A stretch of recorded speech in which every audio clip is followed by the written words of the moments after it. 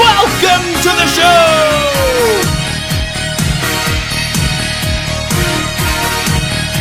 I am your host, Andrew Illy! And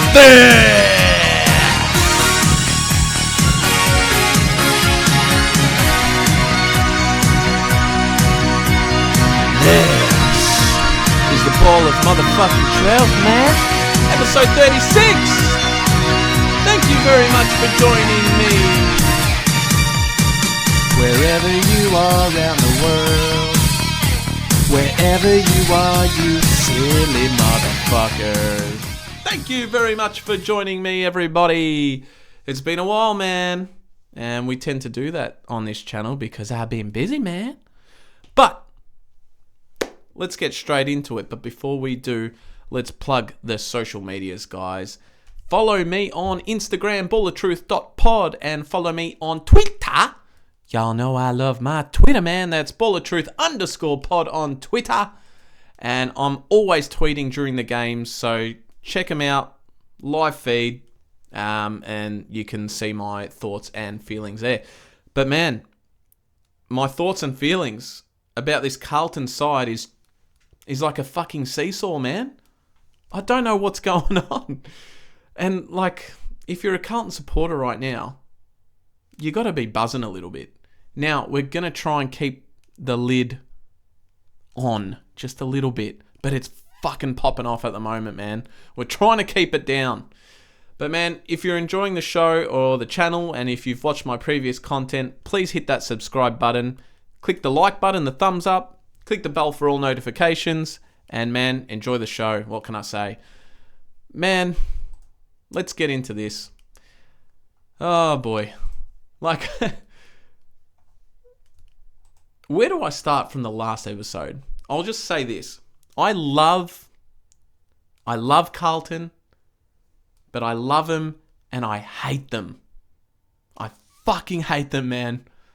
Because they pull on the heartstrings, and for 2 months, for 2 freaking months, man, it was fair to say that we were the probably second or third worst side in the league for a 2-month period between rounds 5 and 14. That's nearly 3 months even. But man, we only won that one game in the middle of that. Not even in the middle. It was at the start of this awful, terrible run against Eagles, and we smashed them by over 100 points. Mind you, we've got them again this weekend, which we'll get into. But man, our season was basically done. I called it. I was like, man, it's done. It's over. And there is a little glimmer of hope. Man, our fan base was questioning the players, the coaches, the board. I'll put my hand up. I was one of them, and I still am to some degree, because I still am trying to fucking figure out what the fuck happened for 2 months. Like, and then we're getting this, what we've got in the last month, which I'll explain, man. But our season was basically done. We lost 8 out of 9 matches. 8 out of 9 matches, man. To anyone, you'd be like, no fucking way. No fucking way you'll make finals if you lose 8 out of 9 games. But here we are. 6 losses in a row before round 14. This was after the Eagles game. We lost 6 in a row before round 14 when we played Gold Coast Suns. 1 week before the bye. And if you watch this game, man, wow. I mean, something freaky, something really funny happened in the second quarter of this game. The players suddenly absolutely snapped out of this, almost like they were under a spell, man. Like witchcraft shit. For real. I'm not even kidding you. It's like this spell got lifted and they magically escaped out of it. And man, all the things that we're missing that we've spoken about on previous episodes, all the things we weren't doing, we were doing it out of nowhere. Tackling, running, fundamental skills, kicking straight, our confidence just lifted to another level, like God mode, man. It was crazy. It just all unfolded in this one quarter. It was the second quarter against the Gold Coast. You had to witness this shit, man. It was incredible. It was like we broke the curse. Whatever curse we were under for these 2 months, it was broken, man. And we scored 10 unanswered goals. And we were rampaging. Gold Coast didn't know what hit them. They really didn't. And we just, all that frustration for that period that was so bad just exploded, and it was contagious through the whole side. And like I said, we scored those 10 unanswered goals. We ended up winning by 10 goals, man, against Suns who were pushing for finals. Don't underestimate the Gold Coast Suns. That was a big win. Now, I know they didn't expect it, and it was played at the MCG at our home ground. But man, after our terrible form, it was crazy. It was absolutely crazy. We were so bad out of form, man, before that game. And you would never think it if you watched it. You would just be like, oh, these guys are like premiership contenders right now. I'm not going to go that far, but I'm just saying, in terms of what the season was looking like for us, man, it was freaking crazy. Now, as Carlton fans, we're wondering, where the fuck had this been, right? Like, where has it been all these months? And I, along with many others, man, were a bit hesitant to get too excited and overly ambitious because we've been let down before, and it is only one game. There was genuine belief that after this performance, something had changed. And I felt that, man, and a lot of people did.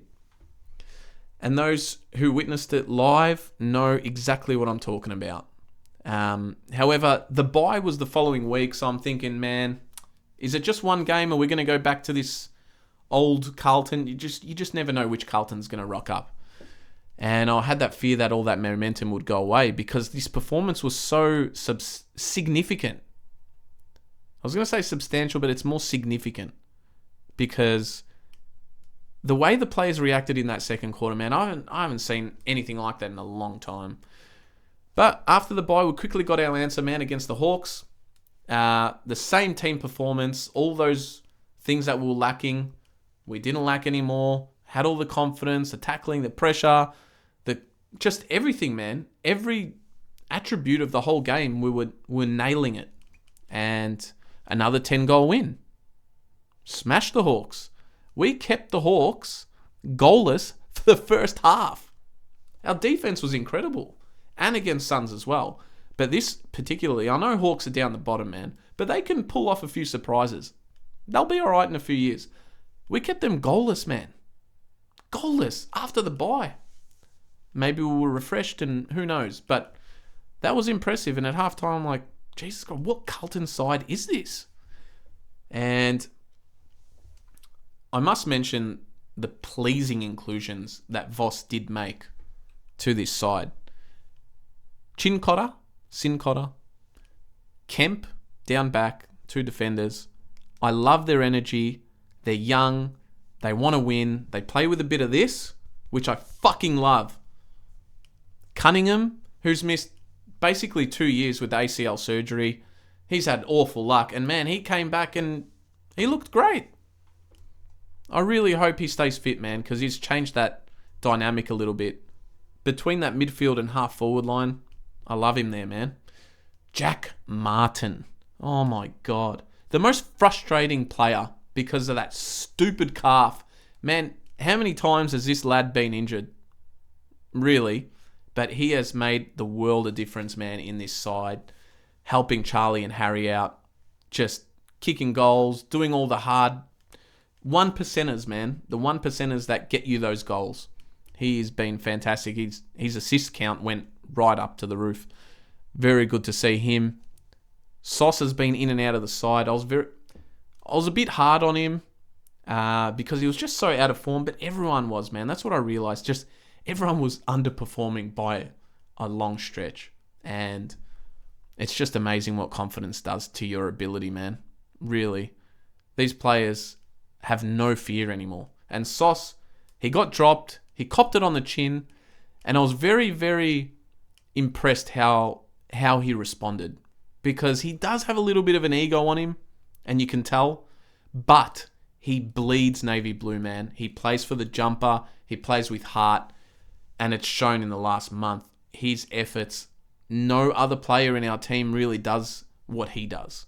Now, he's not the most skillful player, but he will get there because we'll get into the weekend's game. But, oh, man, that's the best game I've seen him play. And Lockie Fogarty.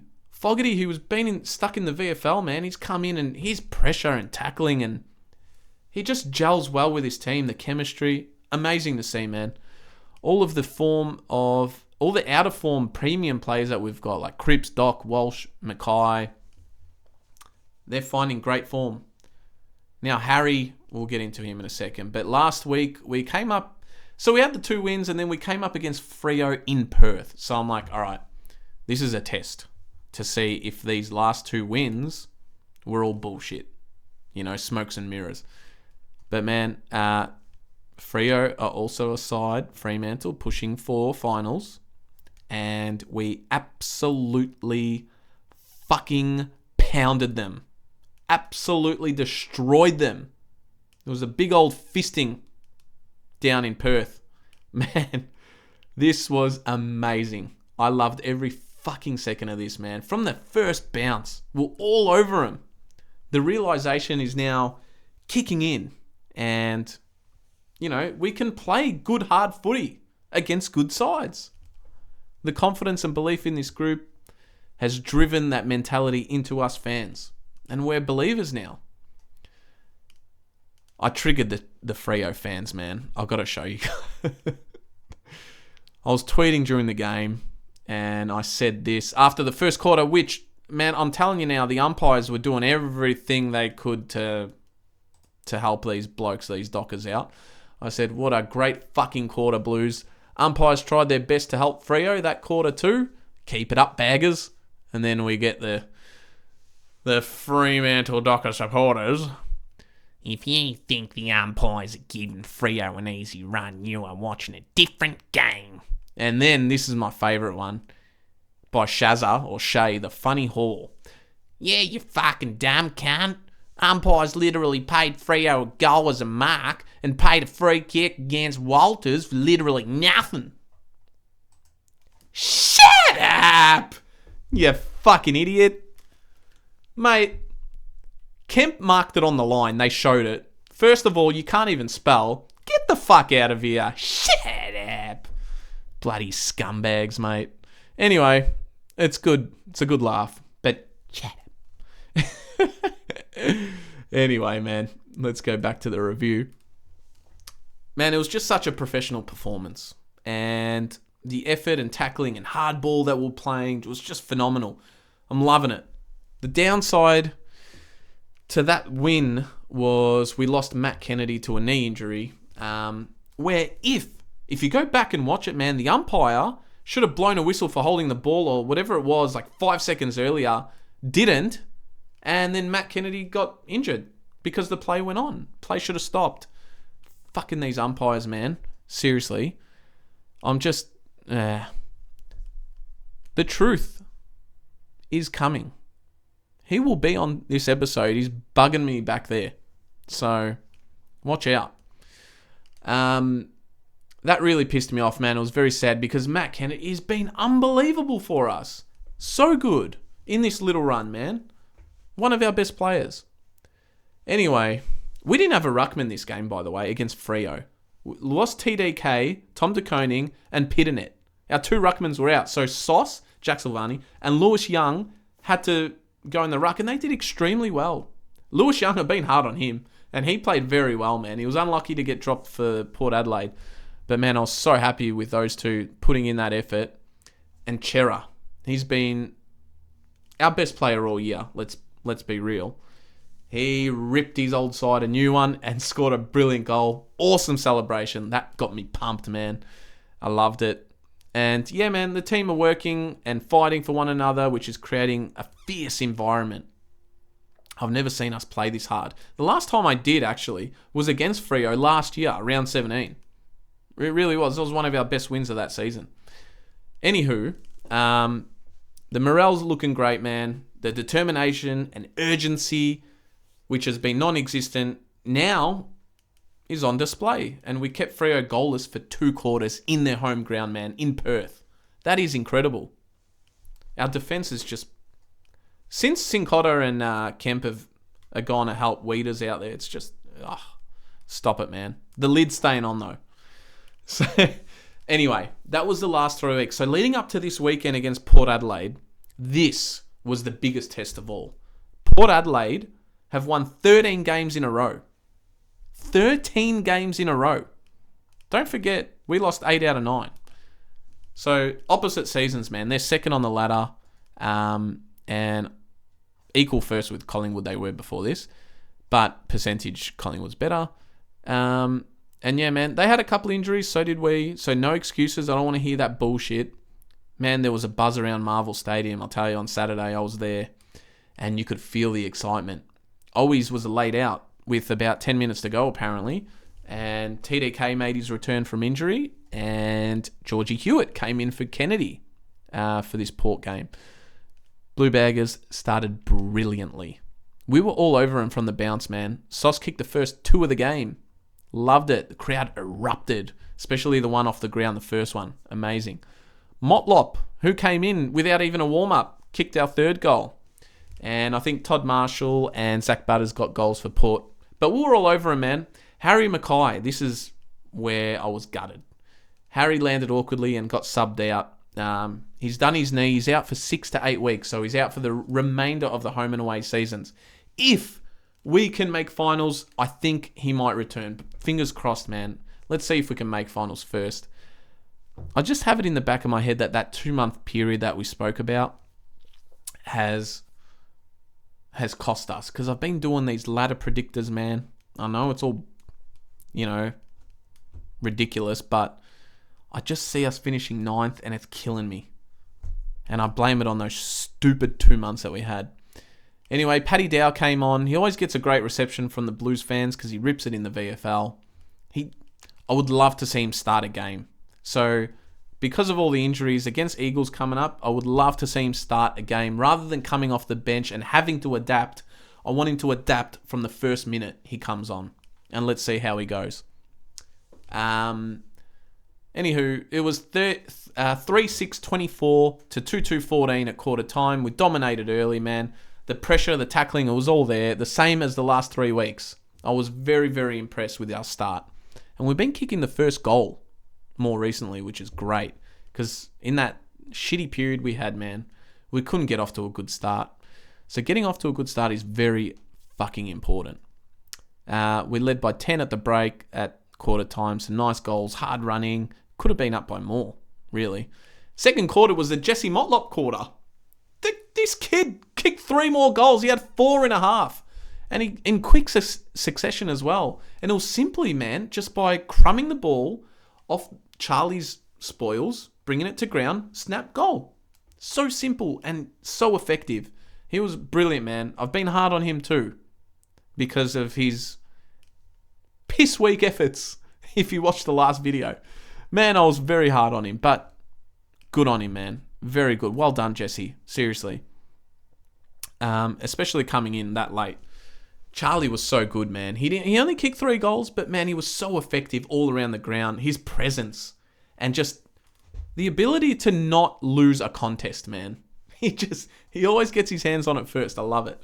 And he's just bringing the ball down, and that's why we got all these goals. Motlop, Jack Martin, Cottrell, Cunningham, they all added goals in this quarter, man. And the crowd just getting louder and louder, erupting like a roar. It reminds me of Richmond when they won their first flag in God knows how long. That crowd, that belief, that's what's starting to happen here. Mind you, it might not go anywhere. Let's see, but it's starting. So at halftime, man, it was 9-8-62 to 4-7-31. It was happening like we would dominate most of the quarter and then Port would creep back. Because they're a great side, man. They're always going to do it. They did it to Essendon. Dan Houston kicked it after the siren. Third quarter started brilliantly again. Sauce with the first goal. Left foot little ding outside the back of the pack. Cottrell got one, and then Charlie Curnow brought the fucking house down, man. We pumped the lead out to like 47 points. Charlie was just like, literally, get the fuck out of my way. I need to kick this goal. It was hilarious. And it was on a run where we had kicked a couple in a row. And man, when he drilled this, the crowd, I got off my seat, man. My drink went flying. I'm like, fuck yeah, Charlie! Like possessed. All the Carlton fans just... It's almost scummy. I love it. And the roar, man, just gives you chills. It's a different crowd reaction, man. I'm telling you. Something is happening. Something's happening in the air. Man, we had a great quarter. But then Port, again, they kept swinging it back, man. Kept pinging goals back. Just little cheese dick ones here and there. So we led by 31 points at the end of the third quarter again. So there was we didn't lose the quarter, but we didn't win the quarter. I'll take a 31-point lead going into the last against Port Adelaide. There was a little bit of fear, man. I'm like, oh, is it going to be one of these? Don't fuck this up. But, man, the last quarter started, and, yeah, man, we just ran all over them. We pounded them. We dominated the second best side in the league. It was great. We kept them only to 1 goal in the last quarter. Now, they had to lose eventually. And I actually tipped us for this game. I actually thought we were going to win. Based on the current form, I'm like, yeah, we've got this, man. Fogarty was great. Kicked a goal early. Charlie with a couple in the last quarter. And Newman with a brilliant goal. Absolutely brilliant. And he rarely scores them, man. So he was loving it. Got the fans going. I got off my seat. And, man, what a great win. It was the final score was 18-14, 122 to 10-12, 72. We won by 50 points. 4 games by over 50 points in a row. Something's going on, boys and girls. Seriously, like, this Carlton side has finally decided to play some footy. And it is fantastic. That Newman goal, man, in the last quarter. It was so good. And, yeah, man. Let's see what happens with Eagles. We've won 4 in a row. We should beat Eagles to make it 5. Following week, we've got Collingwood. So we just need to focus one game at a time. Let's just focus on Eagles. We've got a few injuries. I doubt Chera's going to play because he's got a bit of tightness and Harry's out. So next man in, man. They always say next man in, and let's see how we go. But, yeah, man. Hang on a second. What is that? Move the fuck out the way.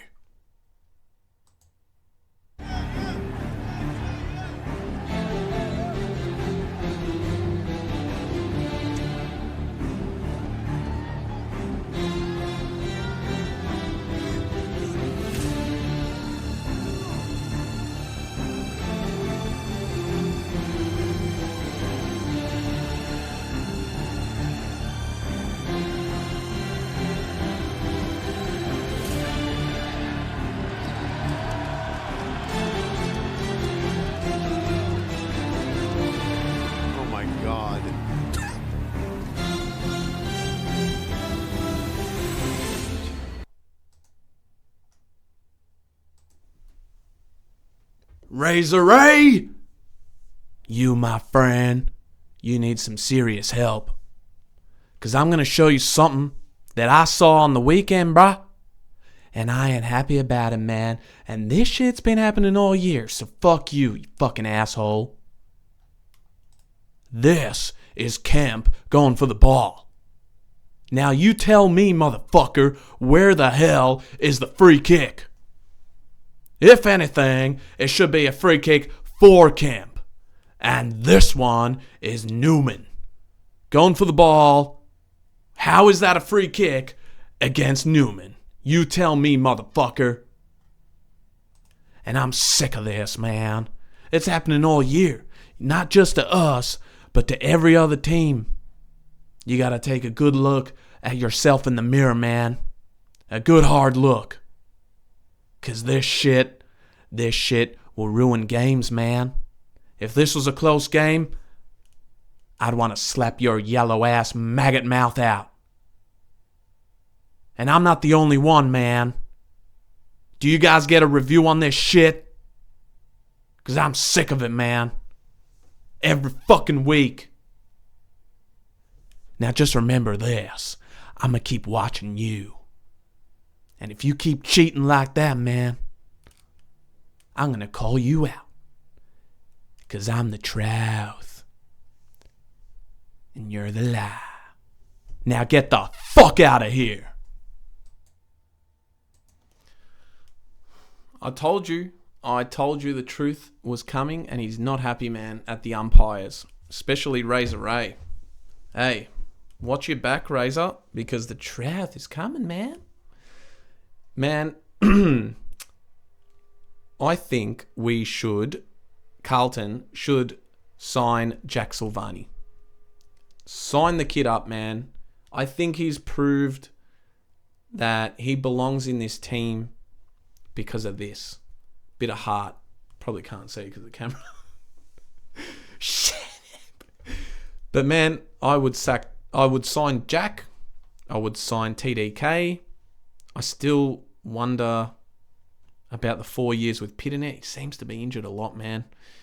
But yeah, we'll cover more of the squad list on the next episode because we're probably going to see some fresh faces against Eagles, man. I'm going to be there and we'll be back here hopefully Saturday night to do the review, or probably Sunday. We'll see how I feel when I get back home. But yeah, man, looking forward to it. We could potentially sneak in to the 8 after this week. Look at us at 10th, 34 points. We're 2 points behind Bulldogs and Essendon, who verse each other on Friday night. And man, if look, Gold Coast versus Giants as well. If Gold Coast can somehow beat the Giants, guess who's in the 8? Oh, what? That's right, man. Craziness. Anyway, that's probably it for me, guys. We're going to keep the lid on for now. I'll tell you something, though. The lid will definitely come off if we beat Collingwood. But like I said, one game at a time. We've got to beat Eagles. I don't want to get embarrassed. We're at home. We should beat them. Let's stick to that and then worry about the following week. Let's get everyone healthy. Don't risk anyone. Come on, boys. Come on, Vossi. Come on, lads. We got this shit. I'm out of here, guys. I love you all. Thank you for watching. And till next time, which will be very soon, adios. Goodbye.